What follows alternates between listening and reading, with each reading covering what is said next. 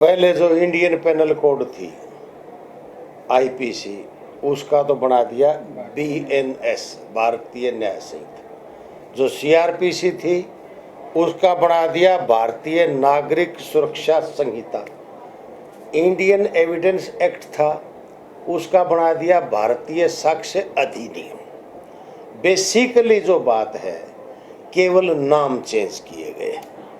अगर आप उदाहरण का तौर पर देखेंगे तो पहले आईपीसी में जो डेफिनेशन थी 299 300 मर्डर को लेकर के, और सजा का प्रावधान था 302 में, तो उसको चेंज करके अब इन्होंने 100, 101, 103, 307 आईपीसी होती थी अटेम्प्ट टू मर्डर, उसको 109, यानी केवल नंबर ऑफ द सेक्शन आपने 307 से 109 कर दिया, तो no drastic change is expected कि इसमें कोई बहुत बड़ा चेंज हो जाएगा।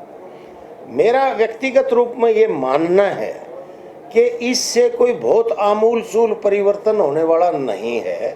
अलबत्ता इससे तो पेचीदगियां और परेशानियां ही बढ़ने का अंदेशा है।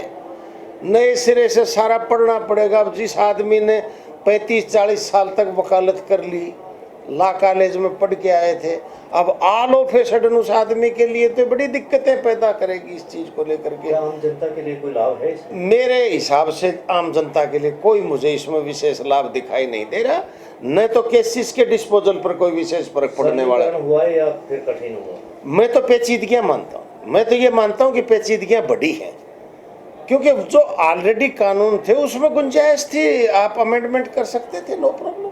टाइम टू टाइम अमेंडमेंट पहले भी हुए, आज भी हो सकते थे। कोई नया कानून इजाद करना है, उसमें केवल महज नाम बदलने से कोई विशेष लाभ वाली बात नहीं। कानून तो जो बनाया गया है लगभग 160 साल के बाद परिवर्तन किया गया।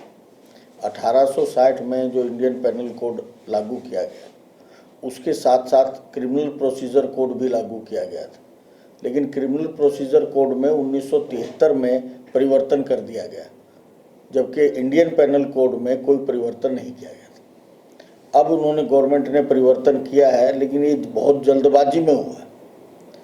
जजेस के लिए गवर्नमेंट की तरफ से, हाई कोर्ट की तरफ से जुडिशियल एकेडमीज बनाई हुई हैं हर स्टेट में, और नेशनल स्तर पर नेशनल जुडिशियल एकेडमी है भोपाल में। वहाँ उनको रिफ्रेशर कोर्सेज कराए जाते हैं, ट्रेनिंग दी जाती है। पब्लिक प्रोसिक्यूटर जो गवर्नमेंट एडवोकेट्स हैं, उनके लिए पुलिस ट्रेनिंग कॉलेज मधुबन में, हरियाणा में ट्रेनिंग दी गई है उनको, और वीडियो कॉन्फ्रेंसिंग के थ्रू भी ट्रेनिंग दी जा रही है। लेकिन प्राइवेट वकीलों के लिए जो एक अहम रोल अदा करते हैं, उनके लिए कोई व्यवस्था नहीं की गई है। ये सरकार की तरफ से बहुत बड़ी एक कमी है मेरे विचार से।